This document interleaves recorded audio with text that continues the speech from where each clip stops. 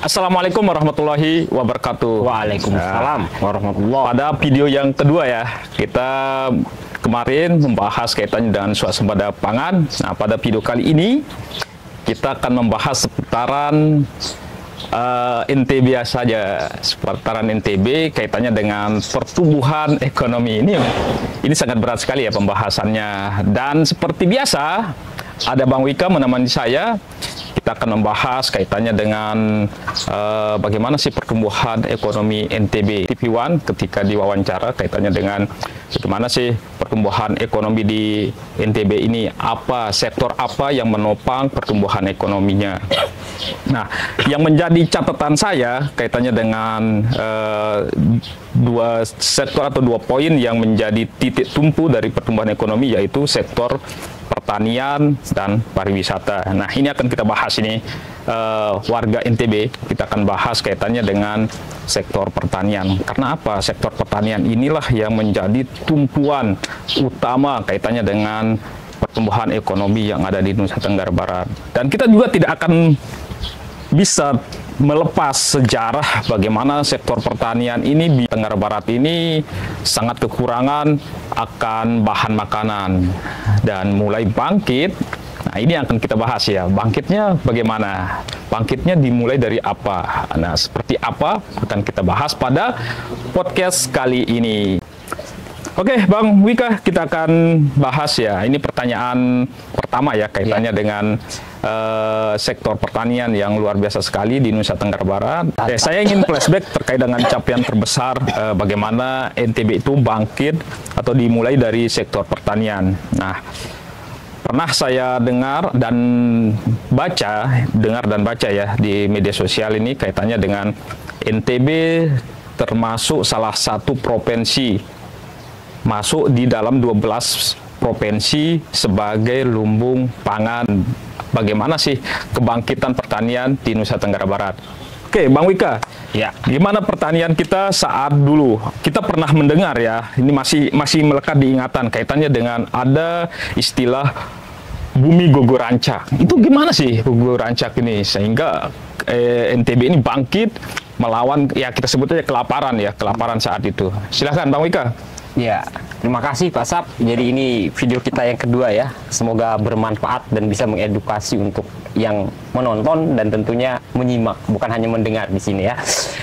Ya, memang sampai sekarang jadi ikon kita itu memang Bumi Gora itu Pak Sap untuk Provinsi Nusa Tenggara Barat. Dua pulau besar, Lombok dan Sumbawa. Kita ignorkan yang riak-riak yang mau ribut-ribut tentang memisahkan diri, tapi Lombok dan Sumbawa kita sebut di sini. Ya sampai sekarang ikonnya ya masih Bumi Gora, Gogorancah. Karena Gogorancah ini adalah sebuah metode jenius menurut saya. Waktu itu waktu gubernurnya Pak Gatot Suherman. Saya belum lahir waktu itu ya, karena saya itu tahun berapa kira-kira? Ya sejarah sih kata kakek saya almarhum, tapi sudah kakek saya, kata bapak saya yang memang hidup di zaman itu masih kecil. Itu sekitar tahun 80-an. 80-an. Iya, sekitar 80-an. 80-an akhir ke 90-an awal. Pokoknya 80-an sudah kita sebutnya ya, 80-an. Jadi NTB pernah mencetak sejarah emas di pangan sebenarnya, kaitannya dengan pangan. Yaitu di mana dulu NTB ini kan sangat mayoritas sekali lahan kering sampai sekarang ya, lahan kering itu kan definisinya terluas ya lahan kering kita. Ya, lahan kering itu kan definisinya adalah lahan yang curah hujannya di bawah 2000 mm per tahun. Itu kan untuk definisi lahan kering. Sehingga pada waktu itu sebuah kejeniusan dari seorang pemimpin gubernur pada saat itu, yaitu Pak Gatot Suherman, mengeluarkan strategi yang beliau namakan adalah Gogorancah, Gora, disingkat Gora. Nah, sehingga sampai sekarang NTB itu dikenal sebagai Bumi Gora. Bumi Gogorancah. Itu kilas balik awal kenapa NTB menjadi salah satu lumbung pangan nasional. Zaman itu ya? Zaman itu, mulai dari itu. Padahal waktu itu kondisi lagi, ya kita sebut aja ya, kelaparan Iya, gitu ya. sangat memprihatinkan. Sangat memprihatinkan. Dan faktor-faktor pembatas untuk berlangsungnya proses budidaya tanaman pertanian itu sangat banyak. Nggak seperti sekarang. Jaringan irigasi belum lengkap seperti belum sekarang. ada ya. Sekarang banyak ya. Sekarang ini. Pemerintah jor-joran ya. Iya. Makanya strategi itu gogo rancah itu yang dikenal dengan padi gogo, sehingga jadi nama dinas pertanian kita sampai sekarang diabadikan jadi nama dinas kita itu Bea Ganggas itu. Yeah. Dasar melahirkan sebuah varietas yang terhebat di mana performan tumbuhnya itu luar biasa bagus, terus hasilnya di era itu sangat bagus, dan rasanya ini varietasnya namanya Bea Ganggas. Bea Ganggas. Nah, jadi nama Dinas Pertanian dan Perkebunan Provinsi sampai sekarang ini kan masih ada tulisannya. Ada tulisan Bea Ganggas. Jadi di situ. Jadi varietas itu lahir di lahan kering. Makanya strateginya atau tekniknya itu dinamakan dengan gogo rancah, mengelola lahan dengan sistem gogo rancah. Gogo rancah itu hanya sebatas kalau ceritanya orang-orang tua dulu, karena saya nggak mengalami nggak terlibat ya di zaman itu. Kapan, itu kan ya, sistem begitu hujan, sudah masuk musim hujan. Nah dulu belum ada penyuluh yang menyampaikan kalender tanam. Kalau sekarang kan penyuluh kan menyampaikan sekarang kalender tanam. Harus tanam ini, harus tanam ini. Kalau dulu kan pakai warige mereka. Warige. Ya, warige. Jadi ibu bapak petani. Jadi ibaratnya bersinergi antara kearifan lokal dengan sains, dengan knowledge waktu itu. Berkolaborasi, karena budaya lokal itu kita harus adopsi juga. Kalau kita bisa hubungkan dengan sains, itu akan menjelma menjadi sebuah kekuatan yang besar. Dan itu terbukti di zaman itu, Pak Sap. Jadi mereka begitu warigenya kapan rowot, istilahnya kalau di warige kan, kalau mau turun hujan rowot dan lain sebagainya. Begitu hujan pertama kali mereka langsung tebar benih dengan sistem tugal. Tajuk kalau bahasa kita. Berarti enggak perlu pakai traktor ya? Nggak ada traktor ya? Nggak ada sistem tajuk, karena kondisi lahan juga waktu itu kan sangat beda kesuburannya dengan sekarang ini. Jadi itu dalam artian awal kebangkitan pertanian kita saat itu. Dan pada waktu itu Pak Harto sangat puas. Belajarlah di NTB. Semua daerah, bahkan peneliti-peneliti dunia itu belajar di NTB. Langsung turun ya? Turun. Banyak sekali orang-orang di luar NTB yang ingin belajar. Apa sih gogo rancah? Apa sih gogo rancah? Apa sih gogo rancah? Dan itu fenomenal. Sejarah emas saya menyebutnya pribadi. Berdasarkan apa yang saya dengar dari cerita bapak saya, apa yang saya dengar cerita dari orang tua ketika berkunjung ke lapangan yang masih hidup tentunya, karena mereka saksi hidup Pak Saf. Dan tentunya dari membaca tentang sejarah atau cerita ya. NTB itu pernah menorehkan sejarah emas, saya menyebutnya seperti itu. Nah, sampai sekarang NTB itu masih menjadi lumbung pangan nasional. Sampai sekarang itu tentang bumi gogo rancah. Varietas Bea Ganggas itu sayangnya saya belum menemukan, karena saya hanya dengar cerita saja ya. Hanya cerita sama tulisan ya, ada tulisan di dinas. Sama ada tulisan di dinas pertanian kita. Nah, menyambung kaitannya dengan Gora. Saya lihat sekarang Mi Iqbal ini fokus ke pertanian, dan bahkan Mi Iqbal ini mau mengembalikan kejayaan. Iya. Jadi kalau saya menyebutnya beliau itu visioner, Pak Sam. Jadi gubernur kita sekarang itu visioner, belajar dari sejarah. Ingat pidatonya Bung Karno, jas merah, jangan sesekali melupakan sejarah.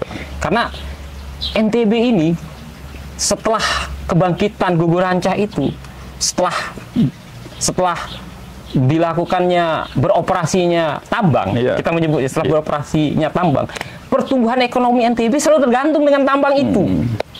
sampai detik ini itu selalu tergantung. Kalau tambang lagi nggak baik-baik saja, Iya, sampai secara sekarang kan- otomatis pertumbuhan ekonomi di NTB itu secara pasti akan berada di bawah nasional. Itu sudah pasti. Karena kita sudah sangat-sangat tergantung dengan yang namanya tambang.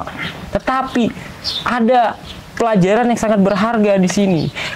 Di satu sisi tambang yang menjadi andalan kita itu turun, ternyata pertanian itu tumbuh Yang melambung tinggi ya. sangat tinggi. Sampai 5% ya. Kalau Ini sampai harusnya 5%. menjadi atensi, harusnya benar-benar diperhatikan.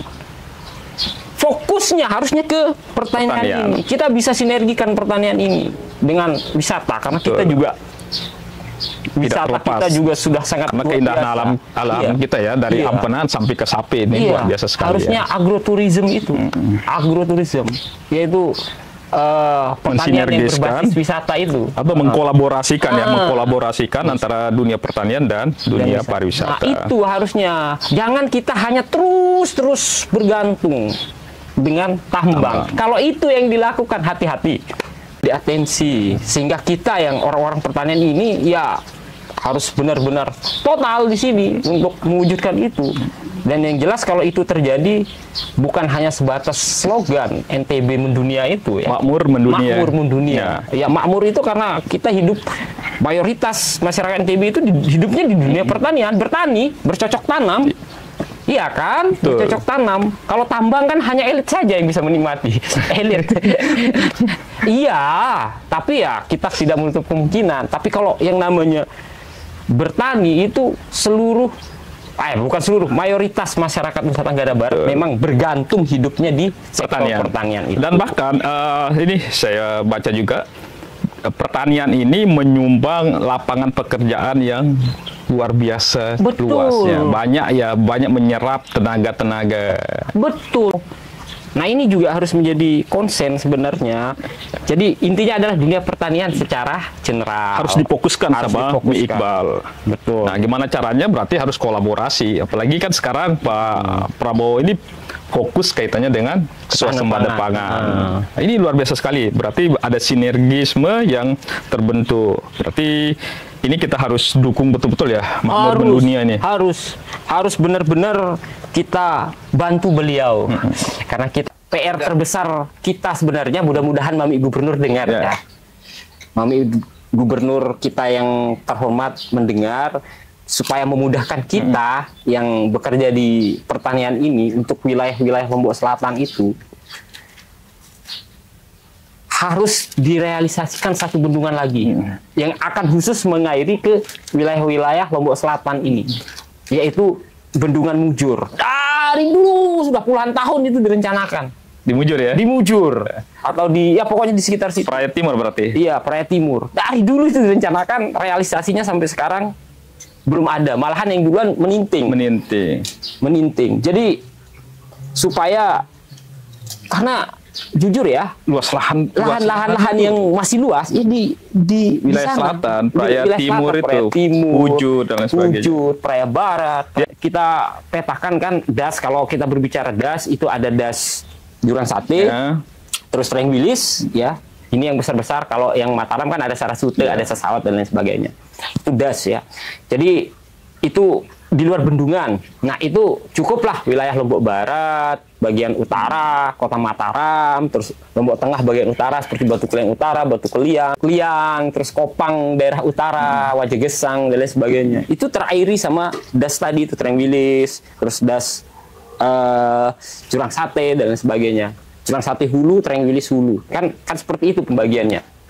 Tolong dikoreksi kalau saya salah ya. Ini orang-orang BPDAS ini yang mengurusi itu. Nah, siklus airnya memang. Nah, bendungan-bendungan yang dibangun ini yang besar-besar saya sebut saja ada Batu Jai, ada Pengge, ada Pandan Duri. 3 bendungan besar. Nah, satu lagi ditambah satu lagi yaitu Meninting sekarang. Belum diresmikan sebenarnya, tapi sangat besar dan sangat indah bendungan itu. Saya pernah ke sana di Meninting itu.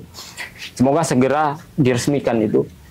Nah, itu semuanya belum cukup karena daerah Lombok Selatan, seperti Praia Timur, seperti Pujut, Praia Barat Daya, itu belum seluruhnya teraliri oleh irigasi teknis. Masih mengandalkan tanda hujan. Oh, berarti masih mengandalkan alam ya? Iya, masih mengandalkan alam. Sehingga oleh karena itu, satu bendungan lagi, kalau menurut saya. Kalau misalnya ini bisa terrealisasi, ya kita akan betul-betul surplus ya. Betul, betul. Terakhir Pak Sap, sehingga kita sebagai orang-orang pertanian ini itu lebih gampang, lebih dalam artian begini ya, lebih pede, sehingga kalau kita berbicara produksi, semua kita punya irigasi kan. Betul. Nah sekarang kan kita berpikir, kalau hujan pasti tinggi karena air ada, tapi kalau sudah masuk MT2, MT3, ya mau tidak mau bingung. Tembakau pun kualitasnya itu K, J sama K. Kalau sudah J sama K itu, kalau petani-petani tembakau pasti tahu harganya bebas murah karena kualitas rendah kan. J sama K kayak gitu. Seperti itulah. Iya, bagaimana caranya kita meminta petani untuk meningkatkan indeks pertanaman, memacu petani untuk selalu tanam. Ya kalau nggak ada airnya ya susah. Itu intinya. Ya, jadi kenapa Gugur Rancah dulu kurang air berhasil? Karena dulu sudah saya bilang sistem Zai itu terjadi lebih duluan kita daripada sistem Zai yang di Afrika yang begitu viral karena yang sedang tren sekarang kan. Dulu kakek-kakek nenek kita, leluhur kita lah kita bilang, karena kita nggak hidup di era itu sangat-sangat cerdas kalau menurut saya, terutama di daerah-daerah tanda hujan yang saya sebutkan tadi, Praia Barat Daya, Pujut, Praia Timur, terus Jeruwaru, Keruak, itu kan daerah-daerah tanda hujan semua. Sakre, Barat, pokoknya wilayah Sakre sudah. Itu metode panen air di hujannya itu menggunakan sistem embung dulu. Sekarang embung mana ada? Semua sudah tergerus embung-embung yang di tengah sawah. Jadi di samping mereka bertani dulu, mereka siapkan lahan khusus digali dengan kedalaman tertentu untuk menyimpan air dikala hujan sudah tidak datang lagi karena pada hujan. Sehingga masing-masing petani itu punya embung cadangan, punya tempat panen air. Panen air pada saat tidak musim hujan, pada saat kering lah kita bilang. Dan bahkan ini mungkin teman-teman nggak tahu ya, embung ini diadopsi dari NTB, inovasinya masyarakat NTB diadopsi oleh nasional. Kata embung berasal dari NTB. Nah itu mungkin ya kaitannya dengan pembahasan kita Gugur Rancah. Kalau bisa Gugur Rancah makmur mendunia. Kita akan dukung dengan sepenuhnya apapun program dari pemerintah yang terpilih di Nusa Tenggara Barat ini. Bagaimana Bang? Betul. Setuju? Sepakat ya? Harus. Dan terakhir mungkin dari saya, Pak Saf, hentikan ketergantungan dengan tambang. Pertanian sama wisata ini harus disinergikan. Ya, anggaplah tambang itu sebagai bonus ya. Nah itu kata kuncinya bonus. Sehingga pertanian dan pariwisata ini harus fokus dengan fokus ke situ. Oke, mungkin itu teman-teman yang ada di Nusa Tenggara Barat dan seluruh masyarakat Indonesia. Sekian dari kami. Terima kasih. Assalamualaikum warahmatullahi wabarakatuh. Waalaikumsalam warahmatullahi wabarakatuh.